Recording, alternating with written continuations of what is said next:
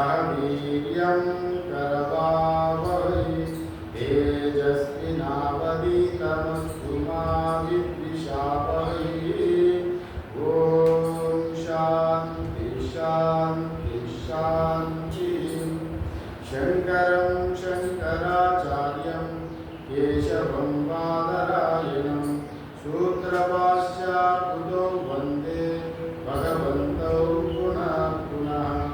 ईश्वरो गुरुरात्मेति मूर्तिभेदाविभागिने व्योमवद्व्याप्तदेहाय दक्षिणामूर्तये नमः। ओम शांति शांति शांति।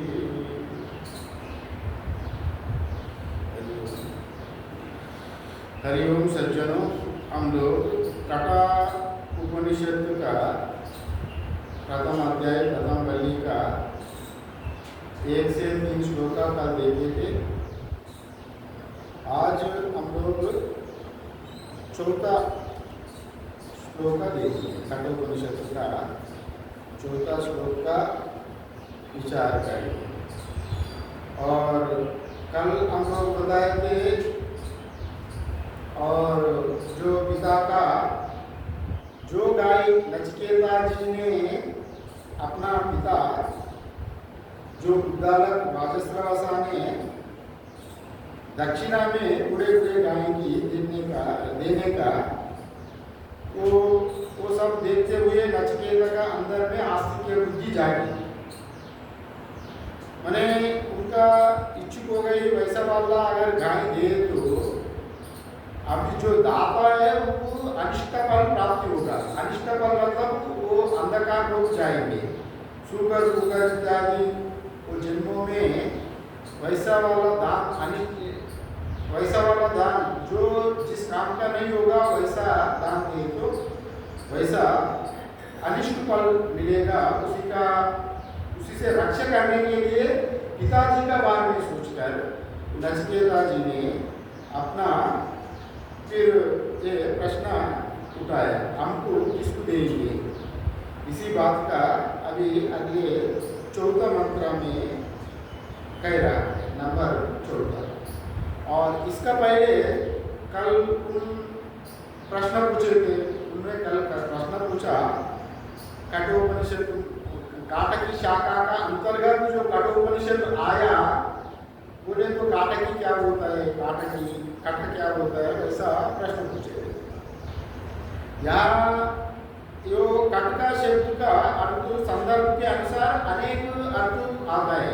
कट मतलब जो कट धातु जो रूट वर्ग है कट, वो कट धातु से कटा शब्द आया। कटा मतलब यहाँ कई अर्थ आ रहा है, कई अर्थ देखा गया।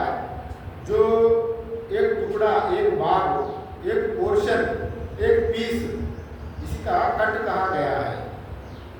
और एक काटकी शाखा का अंतर्गत मतलब काटकी शाखा में एक भाग, एक पोर्शन वैसा भी यहाँ लिया जाता है।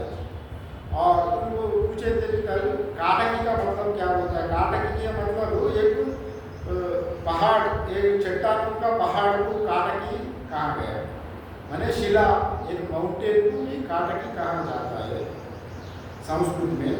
और आयुर्वेद में काटकी का मतलब एक दवा, आयुर्वेद का दवा का नाम भी काटकी का, जड़ी बूटी का नाम भी काटकी कहा गया। और वैसा देखेंगे तो कठोपनिषद को अगर कठोपनिषद भी बोलेंगे, क्योंकि यहाँ कथा से प्रारंभ होने के नाते इसको कठोपनिषद भी कहा होगा, किंतु ये संगति नहीं बैठ रहे। और इसका भाष्य में तो कठोपनिषद ना किसी अन्य ग्रंथों में भी ये इसका अर्थ नहीं लिखा है। वास्तव कथा का अर्थ क्या होता है भाष्य में भी नहीं लिखा, अन्य ग्रंथों में भी नहीं लिखा। किंतु मैं दूसरा जगह में देखे तो वैसा अर्थ लगभग मिला हुआ।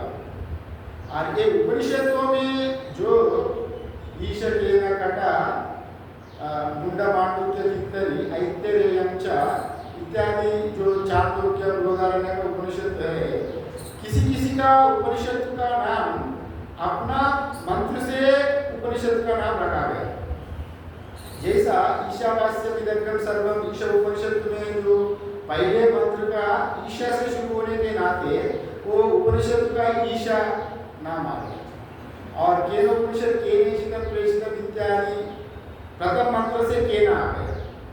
वैसे ही ये मुंडक उपनिषद कहा जाता है जो मुंडन के लिए मुंडन करवाता है उनके लिए, माने सन्यासी का उपनिषद वैसा भी वर्णन किया गया, किंतु वो बिल्कुल 100% ठीक नहीं है। और केवल सन्यासी के लिए उपनिषद है, दूसरों के लिए उपनिषद नहीं है, वो संगति भी नहीं बैठता है। और इसलिए आचार्य लोग किसी का उपनिषद का वर्णन नहीं किया। इसलिए वो पूछे थे कल काटक क्या होता है। हम लोग का आवश्यक चीज का ऊपर ध्यान देंगे। हम लोग का तत्व विचारों में हम जो चाहिए उसको अगर अर्थ निकले तो हमको लाभ हो जाए, वो अर्थ जान के हमको लाभ हो जाए, वैसा अर्थ पूछते तो बड़ा श्रोता का भी वक्ता का भी भला होगा। और ये उपनिषद का बारे में जो बताया गया था कल, जो प्रश्न पूछा उसी का उत्तर में मैं बताया।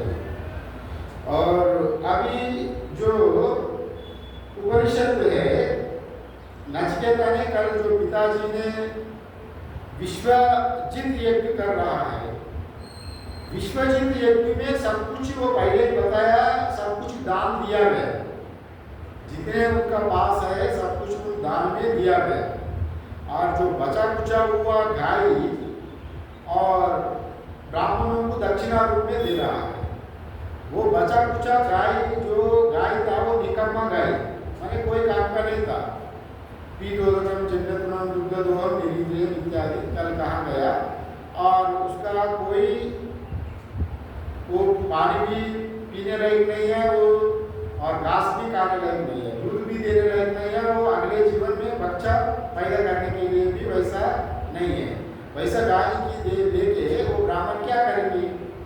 इसलिए नचिकेता जी अपना पुत्र होने के नाते पिताजी का दायित्व पूरा करने चाह रहा है। वो अनिष्ट फल को ना देख पाया, इसलिए हमको भी किसको दान देंगे ये अभी कहने जा रहा है। मतलब पिताजी का जो अनिष्ट, मतलब वो जो लोक में जाएंगे, जो योनि में जाएंगे, जो अंधकार लोक में, वैसा उसको बचाने के लिए अभी नचिकेता 14 मंत्र में कह रहा है। सवोवाचा मितरं तात कस्मै मां दास्यसीति द्वितीयं तृतीयं तरं वो वाचा नृत्यवेत्वा ददामीति। 14 मंत्र में नचिकेता जी ने अपना पिता का पास गया, पिताजी आपको विश्वजित याग में सब कुछ दान दे दिया, मैं भी आपका संतान हूँ, मैं भी आपका संपद हूँ, क्योंकि आपका पुत्र होने के नाते मैं भी आपका ही संपद हूँ, आपका ही धन हूँ। हम भी सब धन आपको बांट रहा है, फिर हम भी आपका पुत्र होने के नाते मैं भी आपका ही धन हूँ, इसलिए हम किसको देंगे। नचिकेता जी ने सोचा अगर ये बूढ़े गाय जो निकम्मा गाय ब्राह्मणों को दक्षिणा में दे रहा है, वो लोग संतुष्ट नहीं होगा। अगर हमको दान में देंगे तो मैं उनका घर में जाकर उनका सेवा करूँगा, अभी वो ब्राह्मणों को उपयोग होगा। अगर मेरा सेवा अगर गाय संतुष्ट ना करे तो हमारा सेवा उनको संतुष्ट करेगी, हमारा सेवा से वो संतुष्ट होके आप वो ब्राह्मण दक्षिणा जो लेता है, अगर वो संतुष्ट हो जाए तो ही यज्ञ का पूर्ण फल मिलेगा। इसी का वजह से नचिकेता ने वैसे सोचकर पिताजी से ये कहा गया, सहा वो वाचा, वहाँ वैसा सोचकर पितरम अपने पिता से वो वाचा बोला। क्या बोला? तात ये प्यारे पिताजी, आपको मुझे कस्मै, किसको दास्य सी थी, अब किसको देंगे दक्षिणा में, ये नचिकेता जी ने कह रहा है। और उत्तर ना मिलने पर उससे वही बात फिर दोहराए दोबारा, द्वितीय दोबारा भी वो कहने लगा, पिताजी हम किसको दान में देंगे? पिताजी तब भी चुप रहा। ये बालक है, बचपन का जाली है, इसलिए इनका बात में क्या इसको उत्तर देना।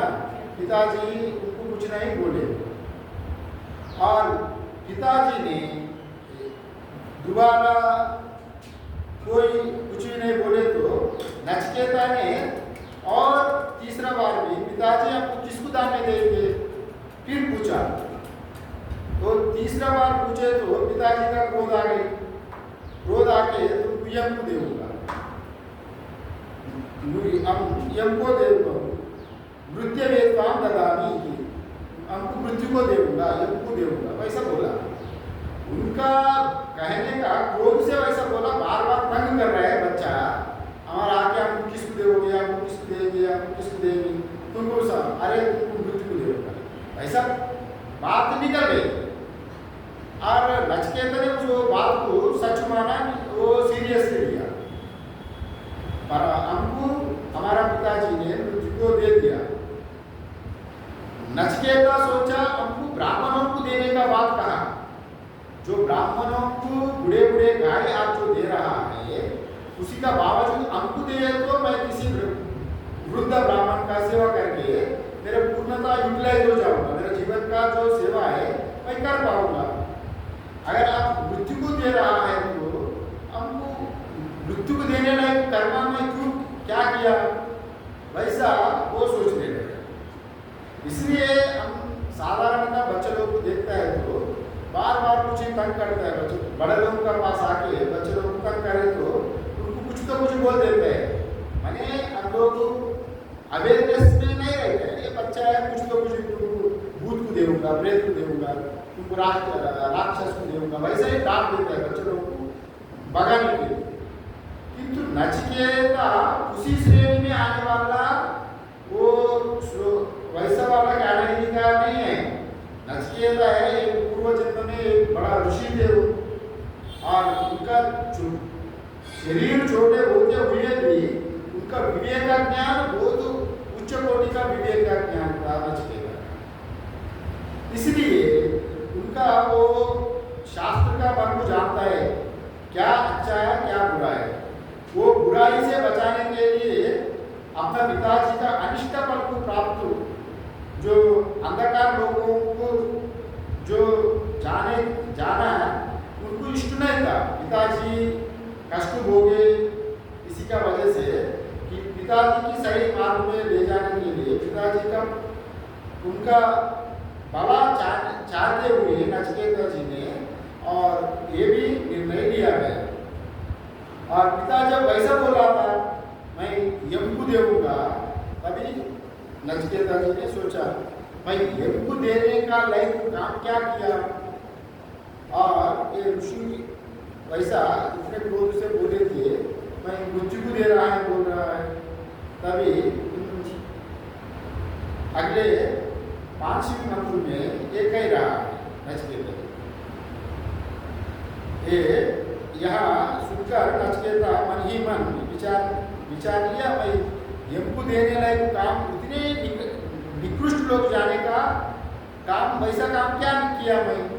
यम यहाँ पर नचिकेता जी ने मृत्यु से नहीं डर रहे, किंतु अपना पिताजी अब उतने गहराई में उतने यम लोग क्यों भेज रहे हैं, हमसे यम का क्या प्रयोजन होगा। अगर यहाँ अगर रहे तो मेरा उपयोगी होते थे। यहाँ अगर ब्राह्मणों को गाय की जो ब्राह्मण को दे रहा है वो अनुपयोगी गाय है। अगर हम वो ब्राह्मणों को जो दक्षिणा में देते थे, मैं उनका घर में जाके सेवा रूप में उपयोगी होते थे और यमलोक में जाके क्या करेंगे, इसी वैसे सोचकर वो ये प्रश्न कह रहा है। दूसरा 5वें मंत्र में देखिए, बहुनामेवि प्रथमो बहुनामेवि मध्यमः किगं सिद्ध्यमस्य कर्तव्यं यन्मयाद्य करिष्यति इत्यादि। माने बहुनामेवि प्रथमो, अभी ये वाजस्रव उद्दालक वाजस्रवसा का कहीं पुत्र हो सकता है, कहीं छात्र भी हो सकता है। उसमें नचिकेता एक है और नचिकेता जी ने ये सोच रहा है मैं कहीं योग में प्रथम हूँ, कहीं क्षेत्राओं में, कहीं अपना वायु में। अगर वाजस्रवसा का कहीं अगर पुत्र भी हो, कभी कहीं पुत्रों में कहीं छात्रों में मैं प्रथम हूँ और बहुनामे भी प्रथम हूँ, बहुनामे भी मध्यम। आई कई ओर से मैं मध्यम प्रवर्तक हूँ, मैंने इनसे भी कुछ लोग अधिक भी हो सकता है। किंतु किगम सिद्ध्यमस्य कर्तव्यम यन्मयाज्ञा करिष्यसि, मैं वैसा अगर या पदार्थ देखें बहुनाम में मैं बहुत से शिष्यों में तो प्रथम श्रेणी का आचरण करने वाला हूँ और ये भी चलता आया हूँ। वैसे ही मैं आचरण उत्कृष्ट आचरण करने वाला ही हूँ। मैं बहुओं में मध्यम श्रेणी का भी हूँ। बहुओं में मैं मध्यम श्रेणी वाला हूँ, मध्यम आचरण करने वाला हूँ। ये भी वैसा चलता हूँ। कभी भी जो नीचे श्रेणी के आचरण को मैंने कभी नहीं किया। जो नीचे श्रेणी का नीचा वैसा कर्म, निषिद्ध कर्म जैसा नीचा कर्म मैं कभी नहीं किया, वैसा कभी मैं अपनाया नहीं। फिर पिताजी ने ऐसा क्यों कहा आपको मृत्युवेदी ददामी थी, मृत्युवेदी ददामी थी, वैसा मृत्यु को मैं तुमको देऊंगा बोले क्यों कहा, वैसा सोचने लगा नचिकेता। यद अद्या जिसे आज मया मेरे द्वारा मुझे देखकर करिष्यति, पिताजी ने पूरा करेंगे। मने यमस्या यम का किम स्वीत कर्तव्यम, हम हमारे लिए यम का क्या कर्तव्य होगा, हमको लेकर यम क्या करेंगे, क्या फल प्राप्त करेंगे, हमको लेकर क्या करेंगे, ये वैसे सोचे क्या कर्म पूरा करेंगे, वैसा नचिकेता जी ने सोचा। और शिष्यों में 3 प्रकार का शिष्य होता है। हर शिष्य एक उत्तम शिष्य होता है, मध्यम शिष्य होता है, अधम शिष्य होता है। उत्तम शिष्यों में गुरुजी को बोलने का पहले, गुरुजी क्या बोलने वाला है वो पहले इशारा से समझ लेते हैं। गुरुजी का इशारे समझकर गुरुजी बोलने का पहले ही वो काम कर लेते हैं, वो उत्तम शिष्य कहा जाता है। इसलिए वो बोला मैं बहुनामे भी प्रथम, मैंने गुरुजी बोलने का पहले, पिताजी बोलने का पहले ही मैं काम कर देते, वो प्रथम कैटेगरी, प्रथम कोटि में आने वाला। ये बहुनामे भी प्रथमा मतलब जो मध्यम शिष्य होता है, गुरुजी जो आदेश देता है बेटा ये काम कर लो, गुरुजी आदेश के लिए वो इंतजार करता है। गुरुजी आदेश के लिए इंतजार करके गुरुजी का आदेश मिलने पर वो काम पूरा करने वाला मध्यम, जो मध्यम अधिकारी कहा गया मध्यम शिष्य। और एक अधम शिष्य होता है। अधम शिष्य जैसा मतलब गुरुजी बोलने पर भी वो काम टेढ़ा मेढ़ा करेगा, नहीं तो वो काम करेगा नहीं, वो समझेगा नहीं, वैसा वाला वो अधम। ये यहाँ बोल रहा है बहुनामे भी प्रथम, बहुनामे भी मध्यम। मैं उत्तम शिष्य हुआ था, उत्तम आचरण किया था, अथवा कई लोगों से मैं उत्तम हूँ, कई लोगों से मैं मध्यम आचरण किया हूँ, किंतु निकृष्ट मंदा आचरण तो कभी नहीं किया। जो पिताजी का जो भी कार्य हमको सौंपा था, मैं उनका बात को मैं माना नहीं, मैं वैसा काम किया नहीं, वैसा नहीं है, पिताजी का आदेश पालन नहीं किया, वैसे तो मैं कभी नहीं किया। इसलिए हम यमजी की दे रहा है, अगर यमजी हमसे क्या काम करवाएंगे, ये बात कह रहे हैं। यमजी हमसे क्या काम करवाएंगे, ये आज्ञा मिले और सेवा का करूँ, ऐसा मैंने कभी नहीं किया। गुरु पिताजी बोलने के बाद ही मैं करूँगा, नहीं तो मैं नहीं करूँगा, वैसा अदम काम नहीं किया। मैं उत्तम श्रेणी का ही आचरण किया है। अगर मैं यम लोग ने भी जान को यम जी हमको किस काम में लगाएंगे, ये बात कह रहे हैं। उनको सोच रहे हैं यम लोग जाने के लिए नचिकेता नहीं डर रहा है, यम जी का मैं कैसा उपयोग करूं। उनका सोचता अगर यहाँ ब्राह्मणों को दक्षिणा में अगर देते दिया होगा तो मैं उनका सेवा करके मेरा दायित्व पूरा कर देते, पूरा उपयोगी होते थे, पूरा यूटिलाइज होते थे।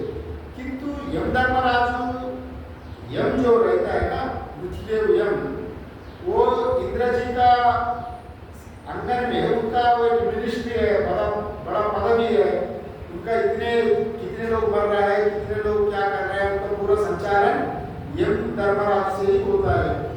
इतने बड़े लोग को जैसा कैसा मैं उपयोगी हूँ वैसा विचार करने लगा। जैसा एक समुद्र में सागर में विशाल सागर में एक पानी का बूंद गिरे तो उसमें क्या उपयोग, वो गिरा ना गिरा एक जैसे ही है। सागर तो विशाल समुद्र है, समुद्र में अगर एक बूंद पानी उससे निकलो, एक बूंद पानी उसमें जाके गिरे, समुद्र का क्या उपयोग होगा। अगर यम का पास में जाके क्या काम करूं, उनको कैसा उपयोगी हो जाऊं, हमसे क्या प्रयोजन है उनका, ये वैसा सोचने लगा यहाँ नचिकेता जी। और यहाँ ये उत्तमाधिकारी मध्यमाधिकारी मंदाधिकारी का बात में जो बोला, मैं कभी मंदाधिकारी नहीं रहा, मैं उत्तम आचरण किया अथवा मध्यम आचरण किया। बहु लोगों से मैं उत्तम हूँ, बहु लोग मेरे से उत्तम होने के नाते मैं मध्यम हूँ, किंतु अधम तो मैं कभी नहीं हुआ। और इसी का बात व्यवहारिक जीवन में जो डॉक्टर लोग भी होता है ना, डॉक्टर इलाज करने आप लोग जाता है, डॉक्टर भी 3 प्रकार का होता है। ये रामकृष्ण परमहंस जी बोलते थे ये बात, जो ये कहानी रामकृष्ण परमहंस जी दोहराते। डॉक्टर 3 प्रकार का होता है, एक उत्तम डॉक्टर, एक मध्यम डॉक्टर, एक अधम डॉक्टर। जो उत्तम डॉक्टर होता है, जो रोगी उनका पास जब जाता है ना, ये इसी जमाने का नहीं है, ये पूर्व जमाने का बात कह रहा है। इसी जमाने में अभी जो कहने वाला है वो नहीं चाहिए। उत्तम डॉक्टर क्या करता है, रोगी की देख के उनका इलाज करने के लिए अगर एक कड़वा दवा दिया होगा, अरे कड़वा दवा मुंह में डाले तो ही कड़वापन से वो पीने का इच्छुक नहीं होते, उल्टी होती थी, इसलिए वो पीना नहीं चाहता था। जो मरीज डॉक्टर का पास जो मरीज जाता है वो कड़वा दवा वो पीना नहीं चाहता था। डॉक्टर क्या करेगा, डॉक्टर का उद्देश्य है मरीज को ठीक करना, मरीज का रोग बीमारी की दूर करने का उत्तम डॉक्टर का उनका सोच रहता है। फिर वो नहीं पिए तो भी उनका पकड़ के हाथ पैर दबा के छाती पर पैर रख के मुंह खोल के जबरदस्ती से दबा देते, मैंने उनका पेट में दबा जाए, दवा का अक्सर पड़े शरीर में, पूरा व्यापक हो जाए, तो बीमारी खत्म हो जाए। जैसा एक छोटा बालक जिद करे तो पिताजी माताजी उनको थोड़ा बहुत शासन करके भी दवा खिलाते हैं, और वो नहीं भी खाए तो जोर से जबरदस्ती से खिला के पानी पिलाते हैं। तो उनका भला के लिए अगर वहाँ बुराई शासन कर रहा है वो बात नहीं। यहाँ उत्तम डॉक्टर भी वैसा करता है, उनका छाती पर पैर रख के भी दवा खिलाता है। और मध्यम डॉक्टर जैसा होता है, दवाई देता है, फिर बीच बीच में पूछता है क्या भाई दवाई ले रहे है, दवाई ले रहे है, हाँ ले रहे हैं, हाँ वैसा ठीक लेना, याद दिलाता है, बीच बीच में याद दिलाने वाला मध्यम डॉक्टर होता है। और अदम डॉक्टर होता है, एक बार वो आप दफ्तर में गया, उनका हॉस्पिटल में वो एक बार पर्ची लिख के दे दिया, उनका संबंध खत्म, वो पूछता भी नहीं है, वो पूछा भी नहीं है, और वो उनके से कोई मतलब नहीं रखता। वैसा वाला है अदम डॉक्टर का। ये रामकृष्ण परमहंस एक उत्तम मध्यम अदम डॉक्टर का बारे में वो एक साइड कहानी का वैसा बताया, आपको थोड़ा समझाने के लिए। मगर एक आचरण भी उत्तमाधिकारी मध्यमाधिकारी मंदाधिकारी, जो उत्तम शिष्य मध्यम शिष्य मंद शिष्य का बारे में बताया। नचिकेता ने यही सोचा, मैं कभी भी मंद अति निकृष्ट आचरण तो कभी नहीं किया, मैं बहुनाम में भी प्रथम था, बहुओं से मैं अच्छा आगे ही मैं काम करते थे, और बहुओं से भी मैं मध्यम काम करते थे। हमसे भी कुछ लोग आगे काम करते होगा, मैं मध्यम बीच में भी काम करते थे। मतलब गुरु जी आदेश मिलने पर वो काम पूरा कर देते, ये तो गुरु जी का बोलने का पहले भी करते थे। किंतु वैसा नहीं है, मैं गुरु जी हमको मैंने पिताजी हमको आदेश दिया, वो काम मैं पालन नहीं किया, वैसा काम पहले कभी किया ही नहीं। तब भी यम लोग में भेज रहा है, यमको दे रहा है, कहा गया अगर बात निकले तो वो पूरे करना ही है। मैं ये लोग जाऊँ नहीं, ये जाने के लिए डरना नहीं, वो विचार किया गया। और साधारण तो और या यमसी का बारे में ये बात ये लोग जाने का बात आए तो, और पिताजी ने सोचने लगा, और क्रोध से कहा गया, फिर क्रोध से कह के वो फिर पिताजी ने वचन दिया सत्य, जो विश्वजित यज्ञ करते समय जो वचन मुंह से निकलता है उसको पूरा करना, असत्य नहीं बोलना। आगे हमारा जो परंपरा था, वैदिक परंपरा में जो बात मुंह से निकल गया उसको मारने के लिए भी तैयार रहते थे भिक्षु, मगर पीछे हटने के लिए तैयार नहीं होते। मैंने सत्य का ऊपर उतने अड़िग था। यही बात अभी अगले बताने जा रहा है। पिता का वचन तो जो सत्य करना ही है, इसलिए जो पिता की जो कहा हुआ, पिताजी अब पश्चाताप कर रहा है। पिताजी एक बार क्रोध में तो कहा गया जब देवूंगा, बाद में पिताजी ने पश्चाताप करके अरे मैं क्यों किया, क्यों कहा इनको मृत्यु वही ददामी मृत्यु ददामी, वैसा क्यों कहा मैं तुमको यमको देवूंगा बोले, वैसा नहीं कहा था। पश्चाताप करके फिर वापस नचिकेता को बोला, मैं वैसे ही बोला था, तुम नहीं जाना। फिर नचिकेता एकांत में पिता के पास जाकर उनकी जो शोक निवृत्ति के लिए जो पछताव हो रहा है ना, अरे बच्चा को मैं क्रोध से वैसा कहा गया, पछता रहा है, वो पछताव को निवारण करने के लिए और नचिकेता जी ने अभी पिताजी से कह रहा है। और ये बात 6 मंत्र में आ रहा है, मंत्र नंबर 6। अनुपश्यायता पूर्वे प्रतिपश्चाता परे सस्य विवामर्त्य पच्यते सस्य विवाजायते पुनः। अनुपश्यता पूर्वे प्रतिपश्या तथा परे सस्य विवामर्त्य पश्यते सस्य विवाजायते पुनः। ये इंपॉर्टेंट श्लोक है, ये थोड़ा महत्वपूर्ण है। ये कह रहा है जो हमारा जो पूर्वज लोग पूर्वे, आपके जो पूर्वज पितामह प्रापितामह आपके जो पूर्वज लोग थे, वो लोग सत्य का ऊपर अडिग थे। जो बात मुंह से निकला उसको पूरा पालन करते थे, उसका पूरा आचरण करते थे। अनुपश्या उस पर विचार कीजिए। वो पिताजी आपका प्रापिताजी जैसा सत्य का ऊपर आचरण करते थे, उसका ऊपर अनुपश्या, उसको आचरण विचार कीजिए। और अपरे मीन्स जो वर्तमान में भी दूसरे श्रेष्ठ लोग होता है ना, आपकी वो श्रेष्ठ आचरण करने के लिए पूर्वज लोगों का याद दिला रहा है नचिकेता। यथा जैसा आचरण कर रहे हैं तथा प्रतिपश्या मतलब उस पर भी दृष्टिपात कर लीजिए। जैसा आपका पूर्वज लोग सत्य का ऊपर जितने अडिग था, आप भी उस पर विचार कीजिए। आप जो बात दिया आपको मृत्यु को देंगे बोले, जरूर मृत्यु को देंगे, क्योंकि अगर हमारा वंश का परंपरा जो सत्य बोलने का है उसको आप निभाना है। ये तो हमारा वंश में कोई अभी तक सत्य झूठ नहीं बोला, सत्य ही बोलते आया। आपका मुंह से जो निकला हुआ हमको मृत्यु को देऊंगा बोले, उसका सत्य का पालन कर लीजिए, हमको मृत्यु को दे दीजिए। वही बात यहाँ पर नचिकेता जी अपना पिताजी को संबोधन कर रहे हैं। फिर आप अपने कर्तव्य का निश्चय कीजिए। आप जो सत्य का कर्तव्य जो पालन है आपका मुख से निकला हुआ, उसको पूरा कर्तव्य का पालन पूरा कीजिए। मतलब हमको यमलोक जाने के लिए हमको अनुमति दीजिए, ये बात का है।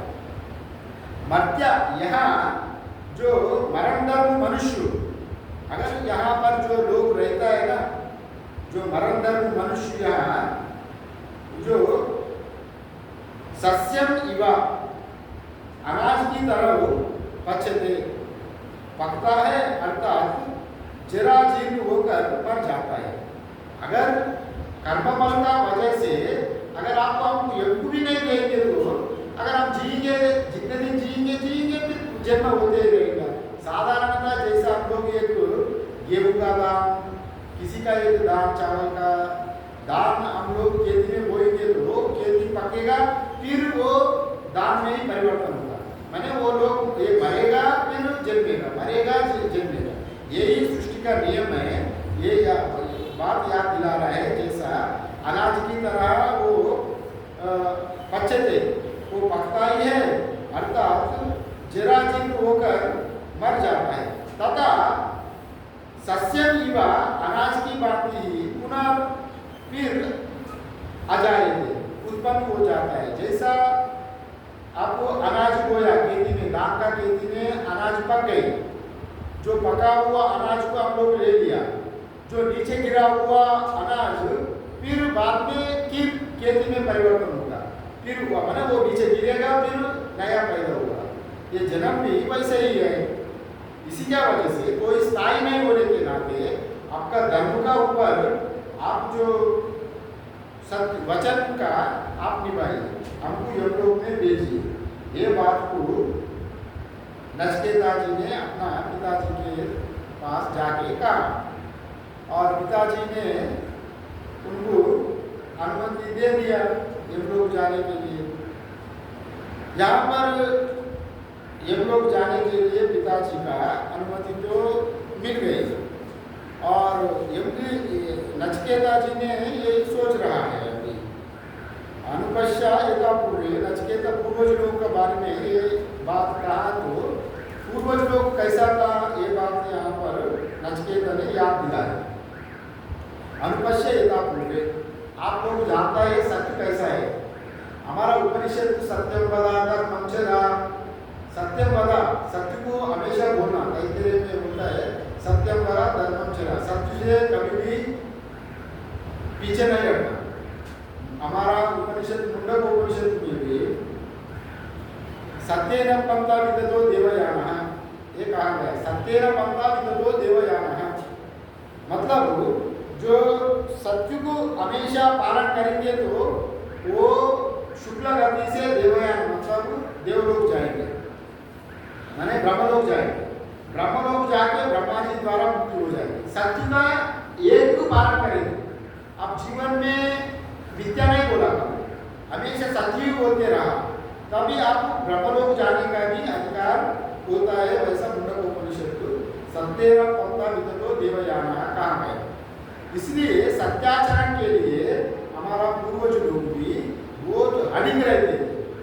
जैसा सत्य हरिश्चंद्र आपको पुराण में देखता है ना, सत्य हरिश्चंद्र एक बार दक्षिणा देने के लिए कहा गया यम जी को, आपको अपना पुत्र को भी खो गया, पत्नी भी खो लिया, राज्य को भी खोया, तभी दक्षिणा जो सत्य का ऊपर अडिग था वो पुराण में हम नहीं जाएंगे।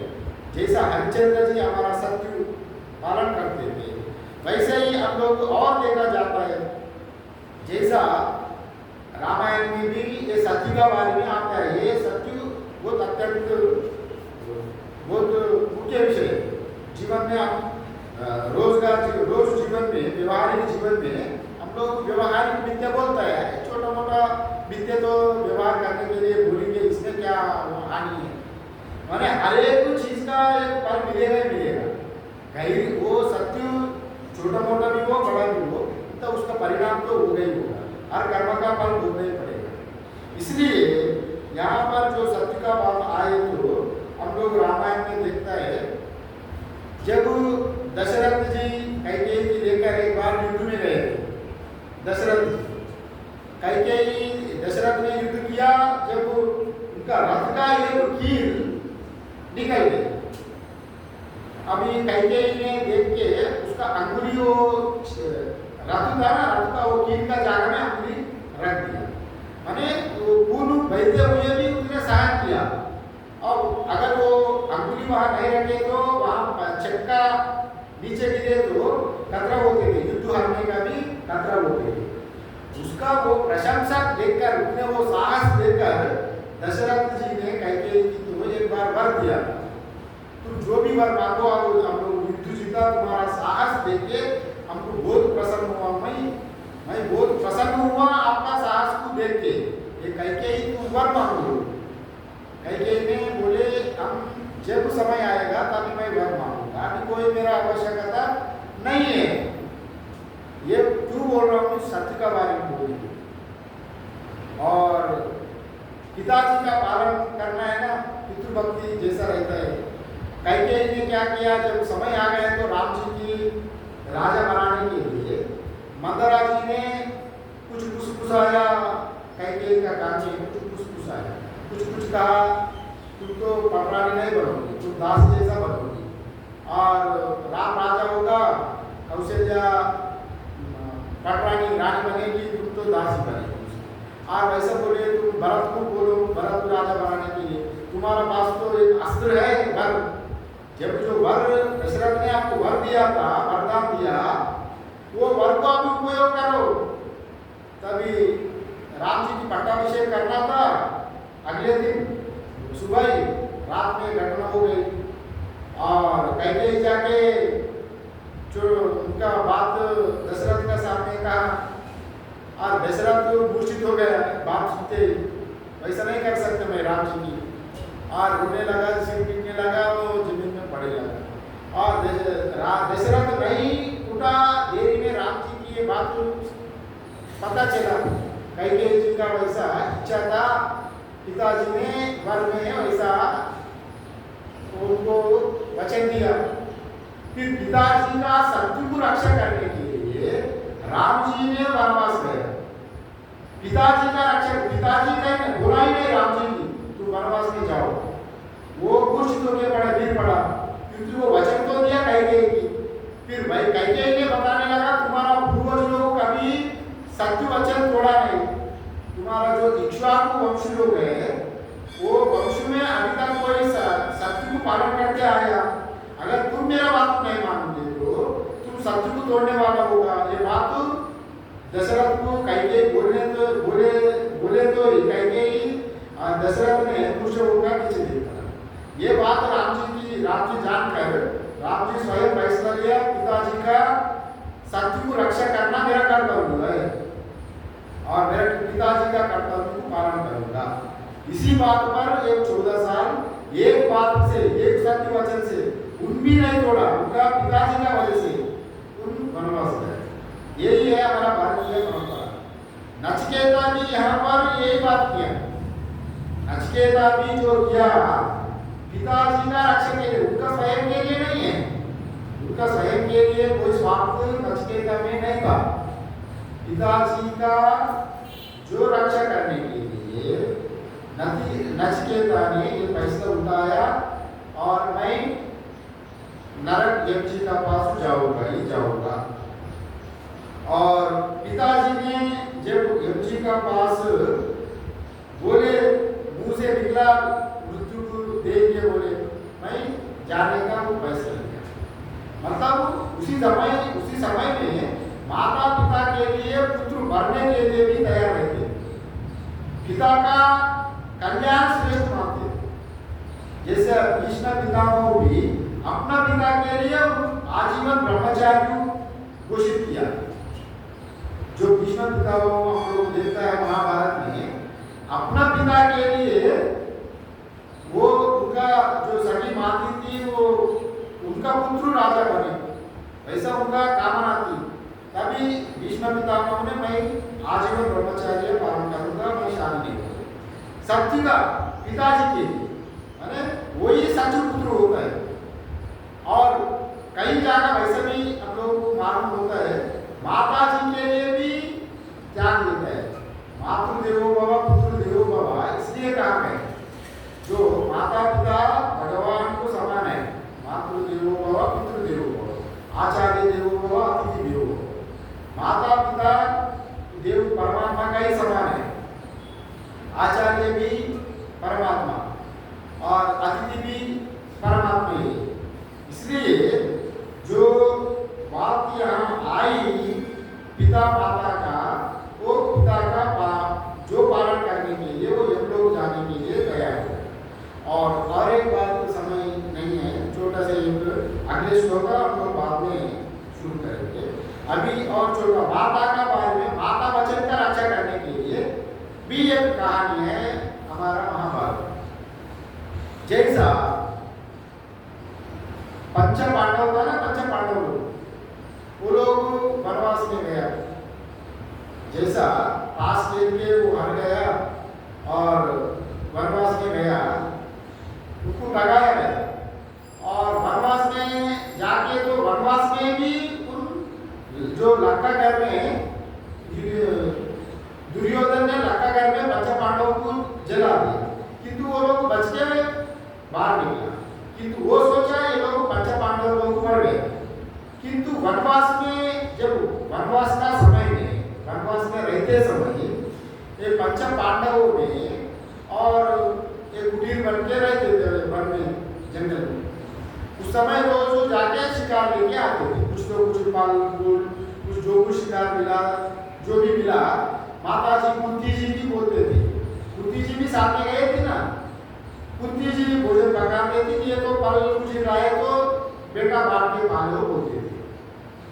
और ये लोग पंच पांडव जो वनवास में रहते समय द्रौपदी का स्वयंवर हुआ था। द्रौपदी का स्वयंवर उस समय हुआ था, ये लोग वनवास में रहा, तभी कोई लोग पहचाना नहीं, लोग द्रौपदी स्वयंवर का खबर मिलके ये लोग भी स्वयंवर में गया। फिर स्वयंवर में अर्जुन ने स्वयंवर बाण चलाया, स्वयंवर जीत लिया। फिर द्रौपदी की लेकर पांचों कुटिया में आया आश्रम, और आश्रम में आके कुंती घर में कुछ काम कर रही थी, अपना कुछ काम कर रही थी और रसोई में कुछ काम कर रही थी। ये लोग बाहर से ही, माता जी हम लोग आज क्या शिकार लाया देखो।